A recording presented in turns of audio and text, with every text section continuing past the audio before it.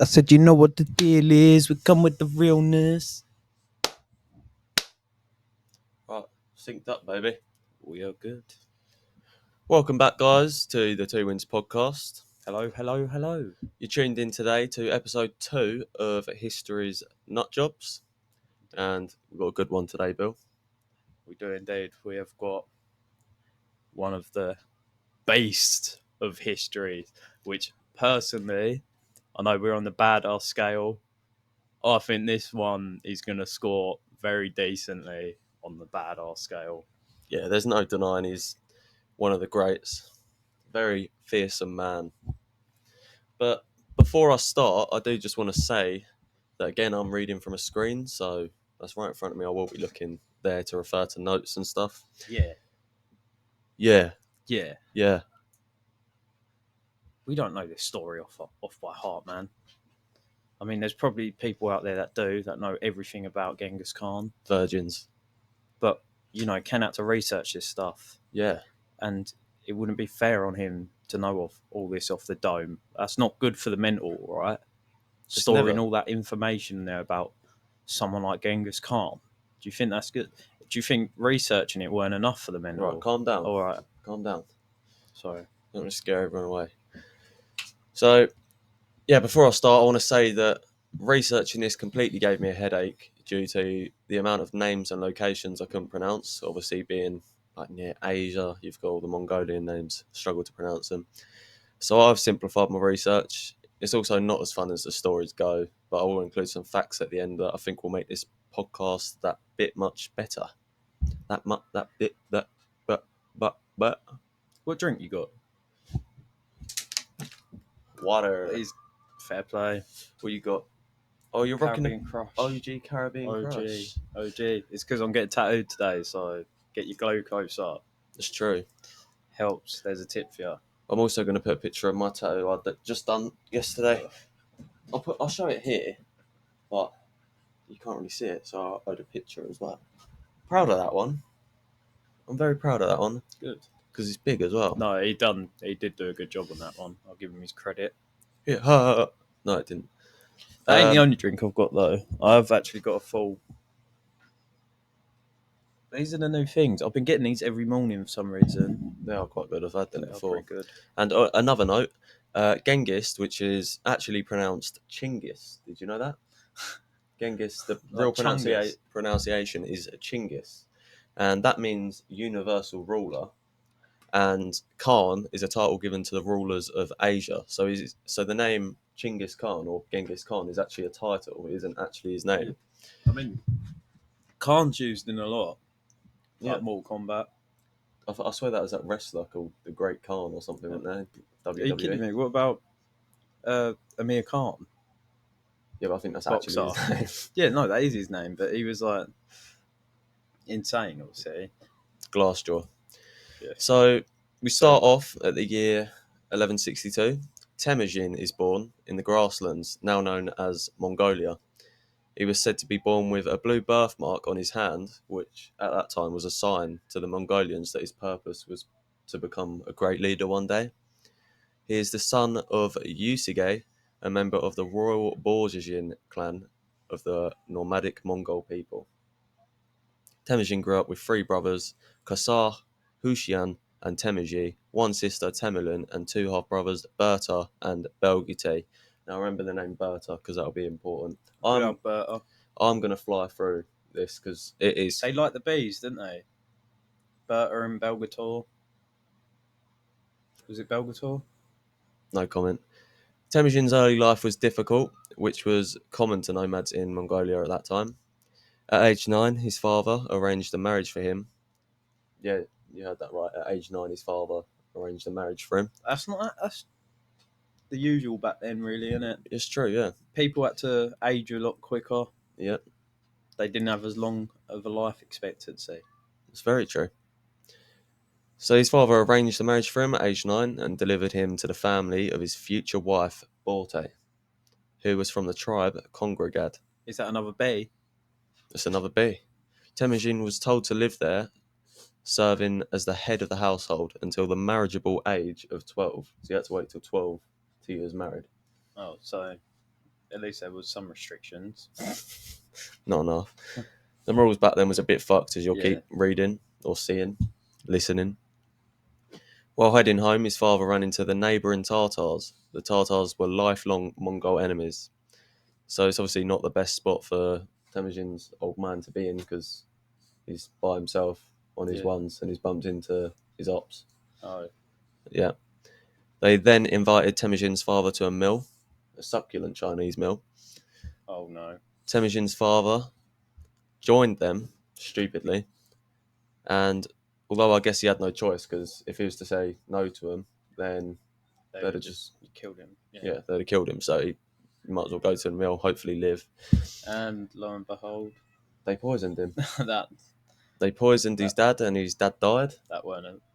I see that one coming the second they invited him for a succulent Chinese meal. It was the succulent Chinese meal. It was too good to refuse. I'm coming for a meal, for a succulent Chinese meal. This is the man who's got me in a headlock, people. After learning about his dad getting poisoned, Temujin returned home to claim his father's position as chief, but the tribe was like, "No, fuck that. Fuck you and your family. We don't want nothing to do with you. We don't need you anymore." So they cut ties with Temujin's family and left them without protection. Oh, but he had the birthmark. That birthmark don't mean shit. But the tribe just see him as like a stupid little kid. Like, we don't want nothing to do with you. Your dad's gone, so sad times. Sad times. And it was sad time indeed because for the next several years the family lived in poverty, surviving mostly on wild fruits, ox carcasses, and other small animals killed by Temujin and his brothers. During this time, Temujin's mother, Holion, I don't know how to pronounce it, Holon, was like, "Yo, Temujin, we need to unite Mongolia and bring the people together as one." So she wanted him to start making better alliances. She taught him Mongolian politics. Pretty much said that you need to form good bonds with and be well educated. Yeah, spot on. Over time, Temujin's older half brother Berta, remember I told you to remember him. Yeah. He began to express his power. He began to express his power as the eldest male in the family, obviously aiming to become head chief. But Temujin got pissed off. The beef got heated, and whilst on a hunting trip, Temujin would actually kill his half brother Berta, meaning he would claim the power of head as the family. So it's kind of like a dog-eat-dog world. Yeah. So obviously you've got ripped his brother off on a hunting trip to get thrown. Exactly. You've got two brothers aiming to be head of the family, and they've clashed heads, and Temujin's come out the stronger one. Me and Kenny have had to do that a few times. Yeah, I've won every single time. No, not true. Yeah. In a raid around 1177, I'll smash your head in. Temujin was... you won't. Yeah, well... No, you won't. Right, let me talk. In a raid... Smash your head in. Right, I need to get through this. Oh, stop. Let it go then. I'll get you an headlock. In a raid around 11... Stop. In a raid around... For fuck's sake, just go. Right.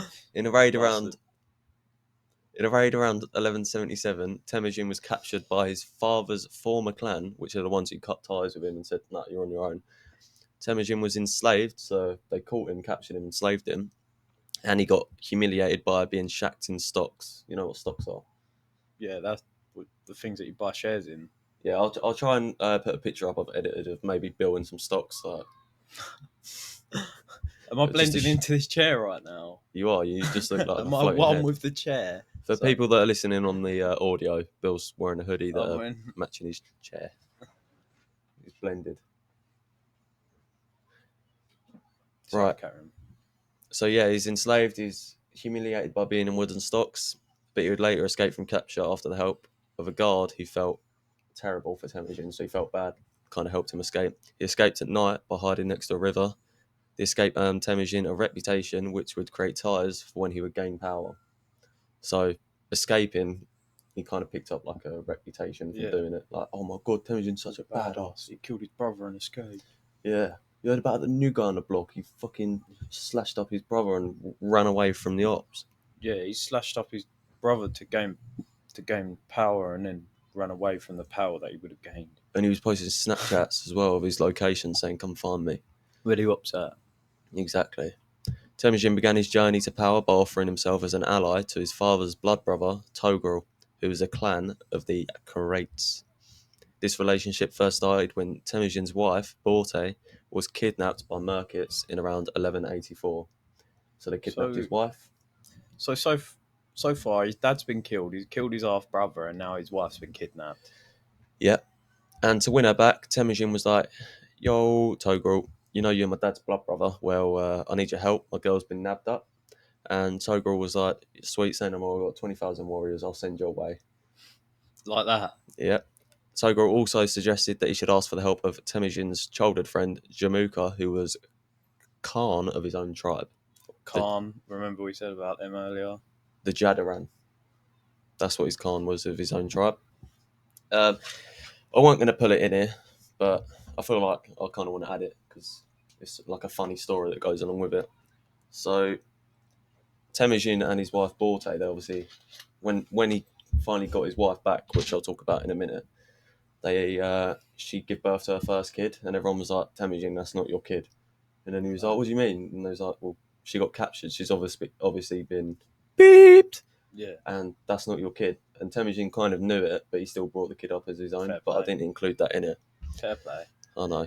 So his wife is getting ploughed out in capture. Temujin and his new alliances stormed his dad's old tribe and made a bloody mess, whilst also stealing back his wife. And I'll put a picture up on screen because his wife was not worth stealing. Borte was fucking clapped. Yeah, but I swear, like back then, if you was like a big fat beast, that's like, oh, they've got money because they're eating well. Well, yeah, I guess so. That is how they viewed stuff like that. More meat to go around, isn't it? They must have a lot of, gold in there. Yeah, but Saved she for was you, like a man. 2 out of 10. I feel like even back then, she's clapped. You're looking at her like, no, you can have her. Temujin kept building his reputation with his strong alliances, but this caused friction in the Mongols between him and his childhood bestie, Jamuka, which was most probably down to Jamuka noticing Temujin working his way up the ranks and building a strong reputation, and he also had a different vision.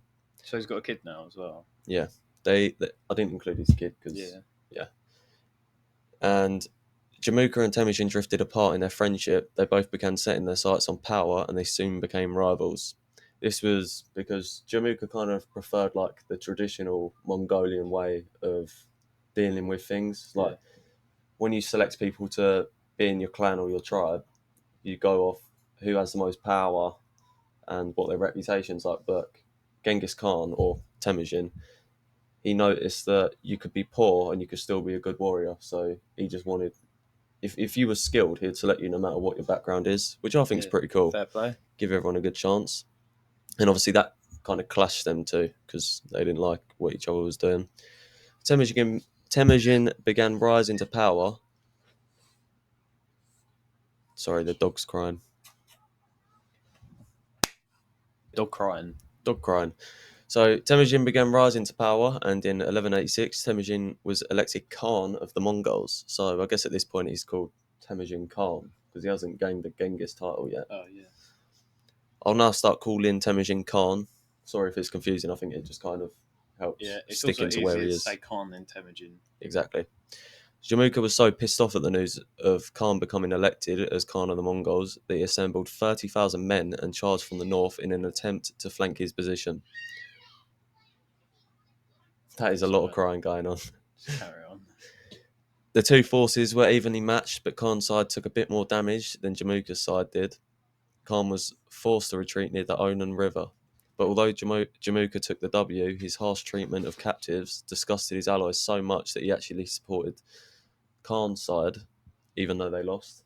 So even though Jamuka's side won, a lot of his allies were like, "No, we're not siding with you." So I want to ask you a question: what do you think all the other why do you think all the other Mongolians decided to take Khan's side, even though he lost? And what did Jamuka do to all of Khan's captures that was so bad to make his allies be like, "No, we're not sliding with you. We'll take Khan's I side." don't know. He's done something fucked up. Well, he boiled the men alive and tortured them any way he could. So Jamuka's boys were like, "No, you're a fucking freak. I'm gonna go chill with Khan's boys." Yeah. This meant that Jamuka could no longer challenge Khan as he didn't have the manpower. That was until 10 years later, Jamuka and his father's old tribe was plotting against him. they got all their men together and went to battle with Khan because he was trying to unify the tribes of Mongolia to become one. Kind of like, why can't we all get along? And then they're disagreeing with We'd it. be stronger if we worked together, that type of shit. Exactly. Khan actually lost this battle, and it's been told that Jamuka plotted with 3 of Khan's uncles to take down his mission to reunite the old nomadic empire. So far it's a bit of a shitty start for Genghis Khan. Kind of like his podcast, bit of a shitty start. A lot of interruptions, so there'll be a lot of cutting. A year later, Khan defeats the Naimans, Merkits, and his old childhood friend Jamuka. Merkit leaders and Jamuka flee to the Altai Mountains, so within a year, he's worked out how he was going to defeat the Jamuka and get revenge on his father's old gang, the Merkits who captured his wife as well. Khan focuses on Jamuka and defends him in several battles. Eventually, Jamuka's allies betray him and switch sides. Jamuka's allies give him over to Khan. Jamuka asks to have a death without spilling his own blood due to him being royalty. Because back then, if you was considered royalty, you could ask to have a death without spilling your own blood. Yeah. So Genghis Khan kills him by breaking his back. I'm not sure how that didn't spill any blood, but yeah. With the new alliances in power, Khan uses his rival's temporary refugee in Western China as a place to plot his Asian journey. Khan was then ready to launch a raid against the state in 1205 in the Edson region. The Mongols asked for border settlements, and one local Western Chinese group accepted the Mongol supremacy. You're not exactly going to say no to Genghis Khan, though. I mean, No, he's invading his way into you, and you know you're going to lose, and then he asks for supremacy. And they could have just done that at the start. So now he would have never got his back broken. Because when they mates at the start, him and Jamuka, whatever his name was, I swear they... Yeah, but Jamuka, they was childhood friends, but Jamuka didn't like where Genghis Khan was trying to go with it. Yeah. So now he's got a bit of land in China.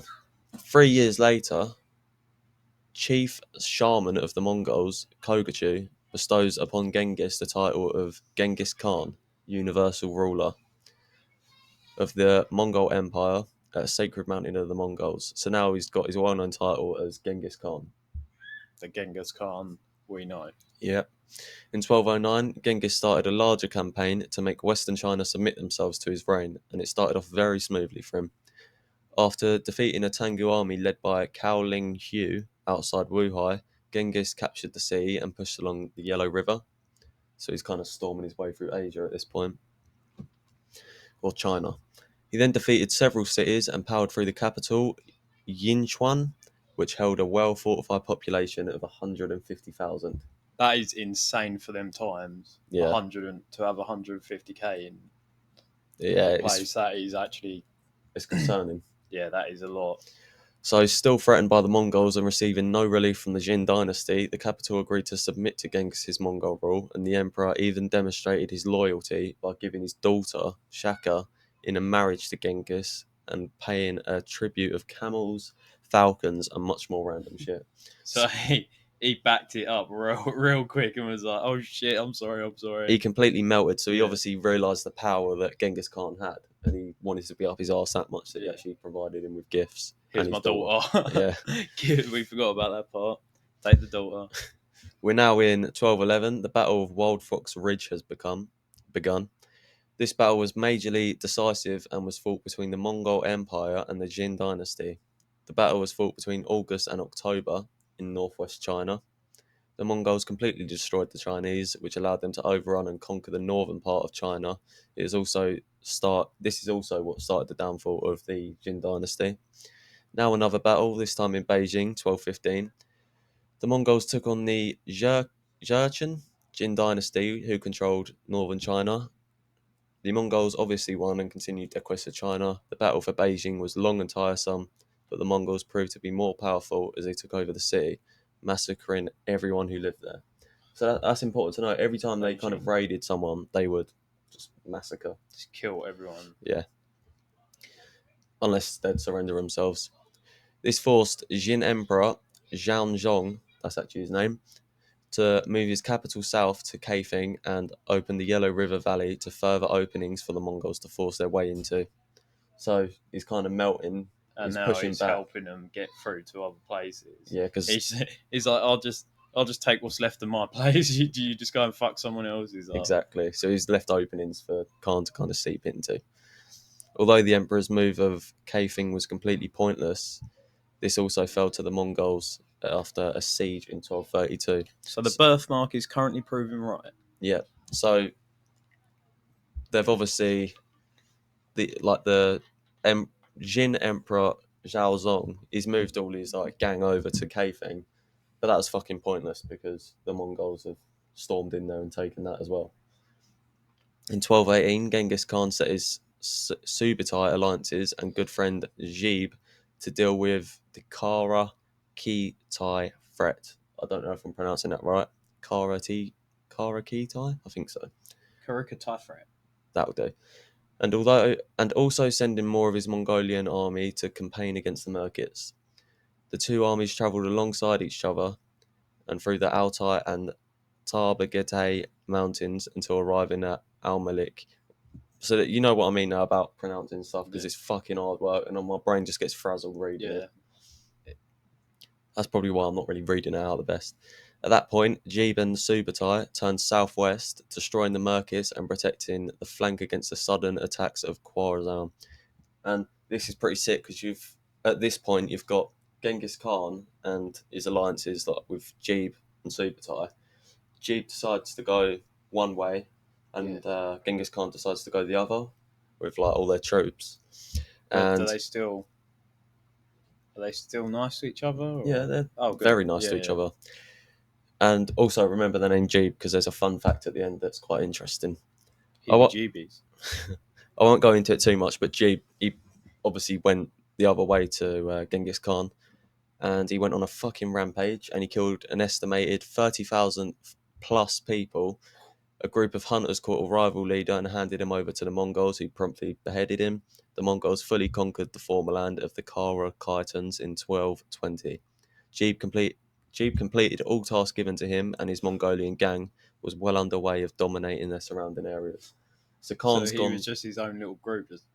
Yeah, they've split up, and each in their own way, they've now started just destroying everyone in their own section. So they pretty much, Khan's group got so fucking big where he was winning so many battles and gaining so many new people, Mongols and stuff, and they was like, there's too much of us to focus on one at a time. We got to bop and tackle. Exactly. That is insane. That it just shows the sheer power that it's a smart Genghis move. had. Yeah. Because also, if you split up in two, it's more likely that you can't get ambushed. Because a lot of them then was ambushing. So if you're split in two, you've always got backup somewhere. Yeah.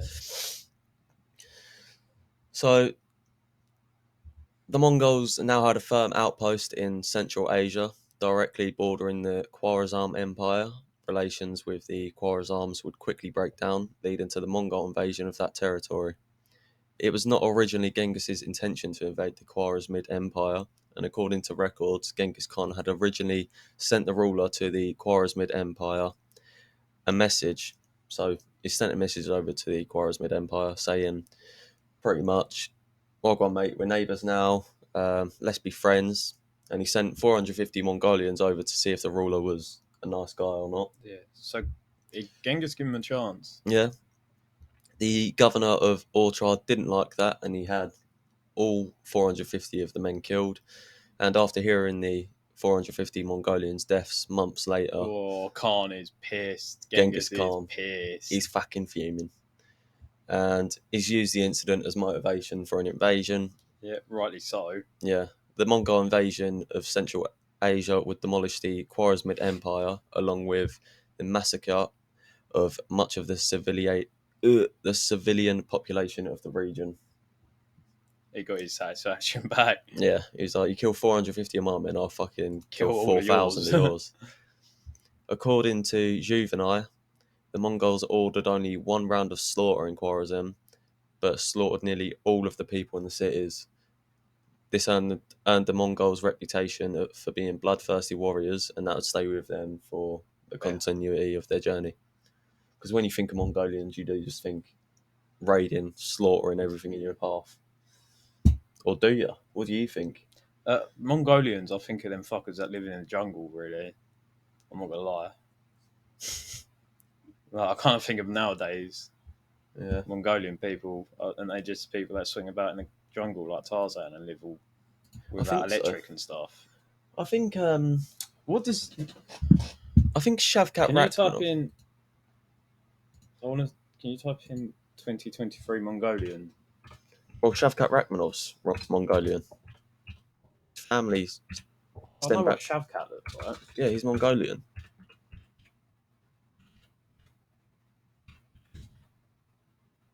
NBA Mongolian Mike. Sorry about that. Typing. This is what a Mongolian man looks like. Yeah. Oh, Don't be they're racist. traditional, but Don't be they've racist. definitely got nowadays involved, didn't they? Yeah. So they just Yeah, took over. I wouldn't really look at him and think bloodthirsty warrior though. Yeah, but you wouldn't look at Genghis Khan and think that. Would I not? No, do you know what he looks like? Come on, show me a picture. Alright, you wanted to see it. Is this Sorry gonna about all be- the typing. I'll probably silence this bit. Sorry. What are you trying to do? Steal my vape? Is this yours? It's mine. No, I thought you was reaching to grab my vape. This is what Genghis Khan looked like. This is a voice crack. Fair enough. Does he look like a warrior? You ever heard of Charles Baldwin? What? Type in Baldwin. Just type in Baldwin.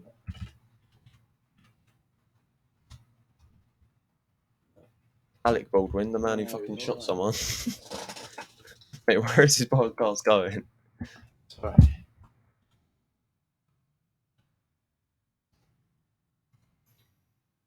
This guy.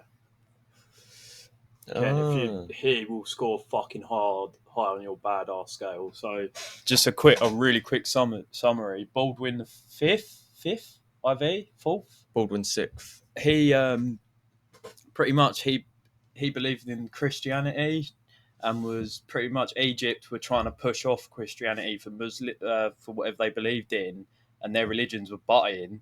And he was only 17, and pretty much in a battle he like lost a battle and got all his face disfigured and shit. So he wore that silver mask his whole battle, and at 17 he overthrew the Egyptian ruler and become like boosted Christianity to like be able to still thrive. And to this day, the only reason that Christians are still around is because of this 17-year-old, which is why he got so much like Fucking hell. which is why so many people are like, he's fucking badass. He was only 17 and managed to like win loads of wars and stuff. I feel like that'd be hard to Yeah. research because it's obviously Jerusalem, so a lot of it's going to be like he say, she Yeah. say sort of thing.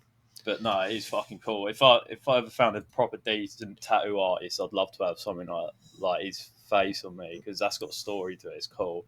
Yeah. But yeah, anyway, Genghis Khan, yeah, he looks like Gandalf, mate. Old flip flop. Yeah. So, following the Mongol invasion of Khorasan, I was expecting this massive Genghis Khan beast, and it's just some. well, no one actually old knows Hagrid. what he looks like. It's the same as Yeah, Miyamoto true. Musashi. There's no, obviously, you can't time travel and fucking take a picture of him. There's only shitty portraits we can go off, and you know how the portraits looked. Did you see that picture of? I can't remember who it was. That it was a king. I can't remember what one. But when they X-rayed the portrait, the painter painted over a picture of him when he was younger on the same canvas, and because they X-rayed it, they could see what the old photo looked like when he was younger, standing fuck? behind it. Yeah, so there was like a little version of the king, and then a grown-ass version of the king, That's well good. because they was using technology. Yeah, that's that. Advanced. And do you know what else they're doing? Go on. So they've got scrolls which are rolled up in like paper, and they're like too fragmented to be able to undo and read what's in the rolls. So they're using X-ray to go through the pages and find out what's been written on them, so they can decipher rolls like and scrolls which they've never been able to do and shit. So we're finding out more bits on information, more bits of history, more and more now. It's like That's fucking smart. developing insanely. Yeah. They need to get Graham Hancock on that shit. So, following the Mongol invasion of Khorasan, a leader forced to flee towards the Hindu Kush, Pakistan. So now they're kind of forcing their way to Pakistan, where he began to gather additional troops to prepare for the Mongols, because word got around that Genghis was making his way over there. Yeah. So with the arrival of an estimated 30,000 to 60,000 men, he waited for Genghis Khan's general to send his troops. But Genghis made a silly mistake here, because he gave the rookie general only 30,000 troops. So they're fairly outnumbered. Obviously, Genghis got 30,000, and the leader of the Khwarazm, he's got 30 to 60,000 men. Oh, So they was outnumbered. The general was being cocky after already defeating the Khwarazm, and the battle took place in a narrow valley, which was shitty for the Mongol cavalry's strategies, because they kind of liked horseback. yeah. Fing, fing, fing, Just on straight up arrows. slaughtering. Yeah. Yeah. And When there's a valley involved, it kind of changes everything. The rival leader had prepared mounted archers, whom he'd ordered to dismount and fire on the Mongols. So the Mongols are under pressure, surrounded by troops. Genghis Khan's men was driven off in a defeat, losing over half the army he sent out. So he's obviously resigning with about 15,000 men as opposed to 30. The Pakistani leader positioned his army of at least 30,000 men in a defensive stance against the Mongols, placing one flank against the mountains whilst his other flank was covered by a river bend. The first wave of Mongolians that charged into battle was beaten back, and they came very close to losing. So Genghis sent another 10,000 men around the mountain to flank. So obviously you got an army planted there, and he's sending But more as you around. said, as in he already didn't that guy already have ones covering his flanks? He has them on the valleys and the river, Mm. and he's sent him around the around the mountain to get the backside of them. So with his army attacked from two directions and collapsing into chaos, the Pakistani leader took legs across the Indus River. So it's a lot of running. Yeah. That's pretty much all Genghis's life was. He had a lot of people running from him. He probably just wanted to make a friend.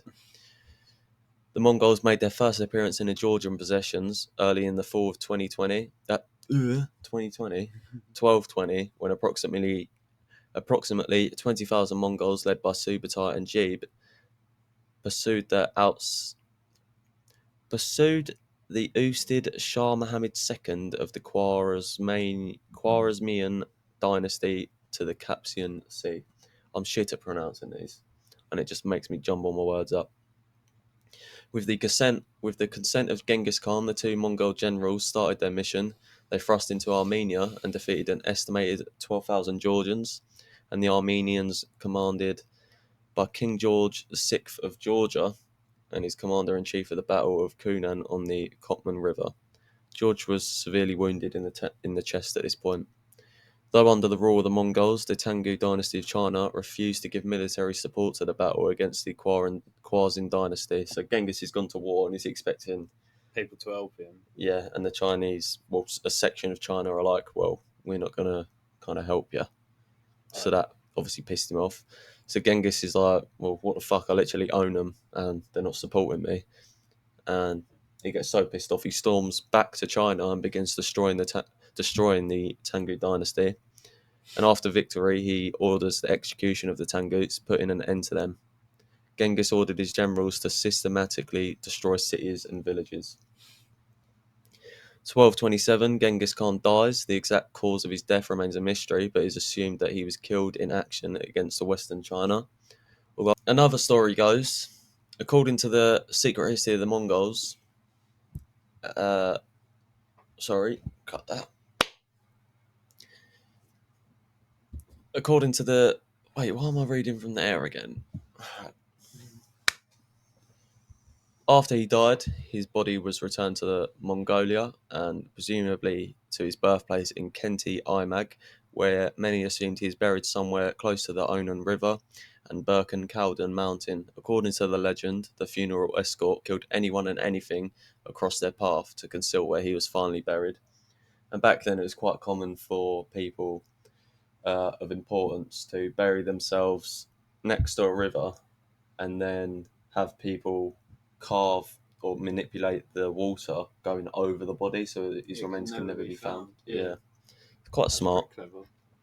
Another story of his death tells the story of a princess getting revenge for the murder of her family. I hope that this is the way he went because it's kind of funny.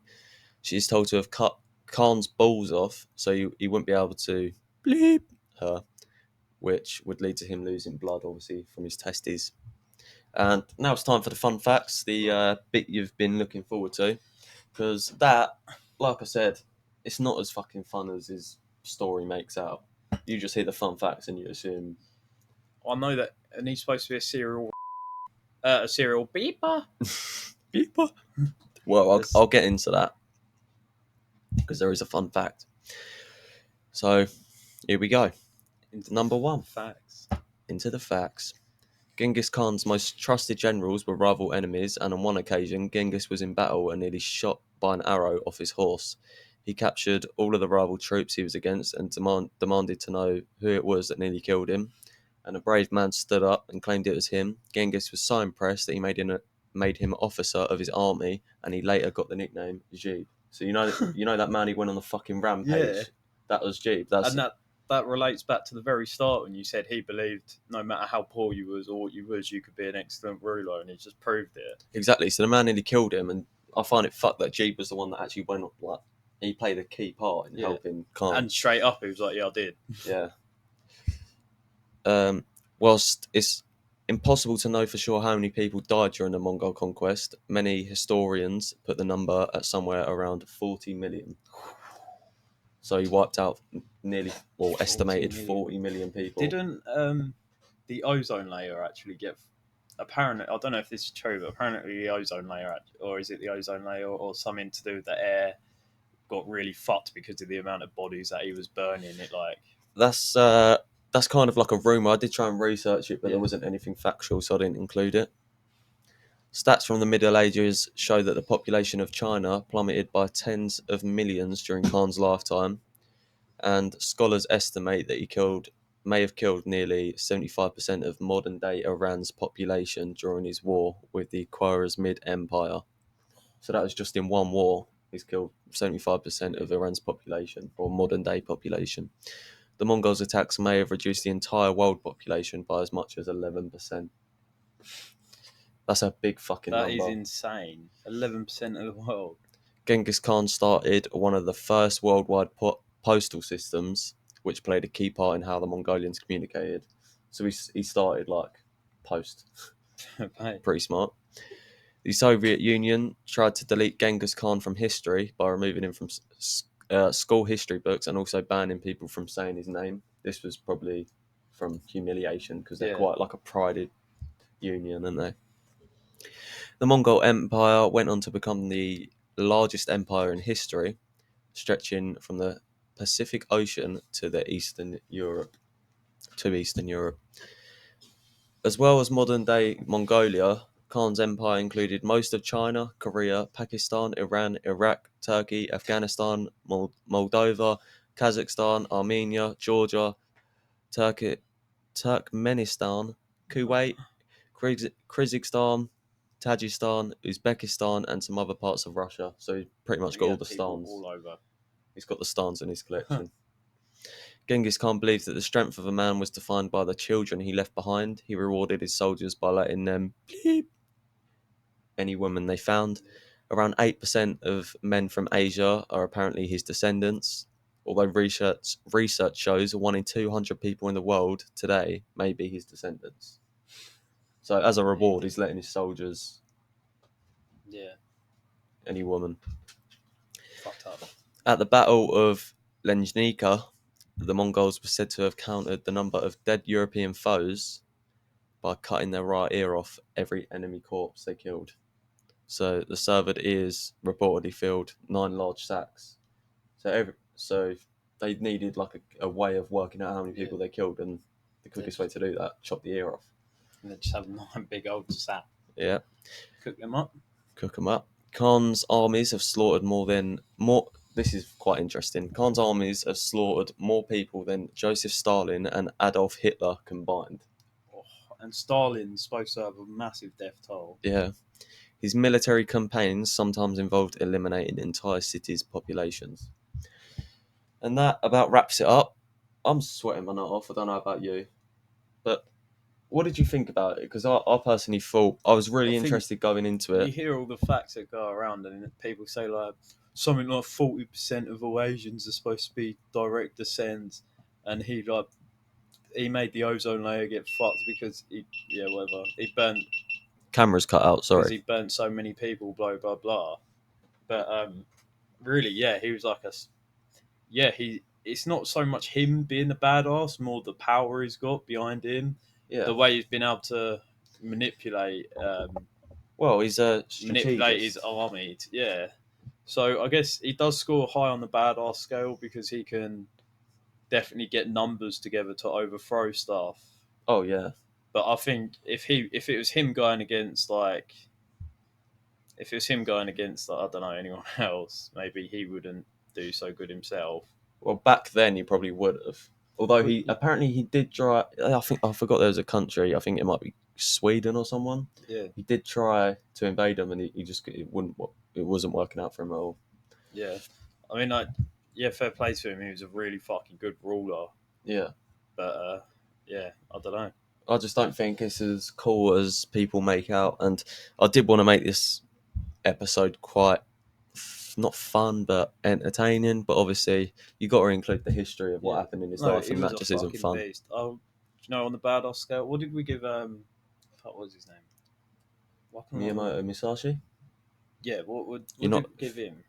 Don't matter. 8.5. It don't matter. You got to rate him 1 out of 100, 1 to 100. Oh, 1 to 100. All right, Genghis Khan, you get like a 92.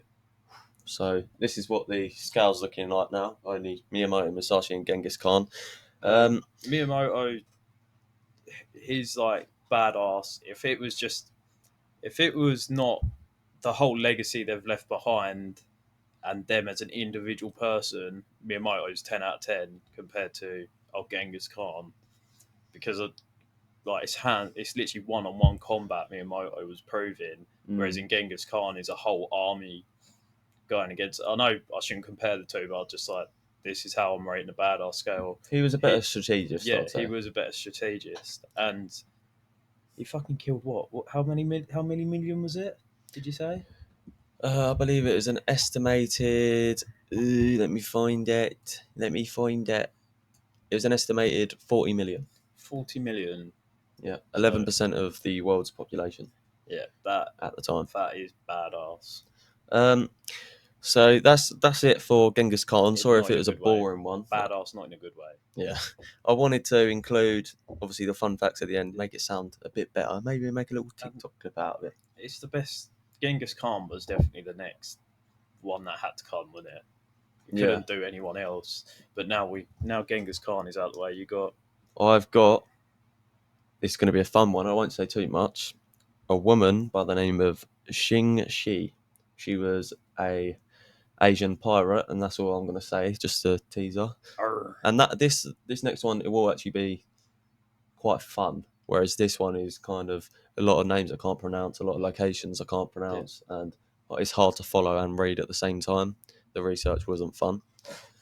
Right, so this brings a close to the end of this episode. I wanted to thank everyone for listening. If you made it this far, I want you to comment earbud in the bottom. Earbud, that's a new one. That is a new one. Thank you guys for listening. Don't forget to follow our socials. We have a TikTok and Spotify and YouTube, all under the name The Two Wins Podcast. What you got coming? What have I got coming? Well, I've got a couple of things. I've got a notepad in the back of my bag.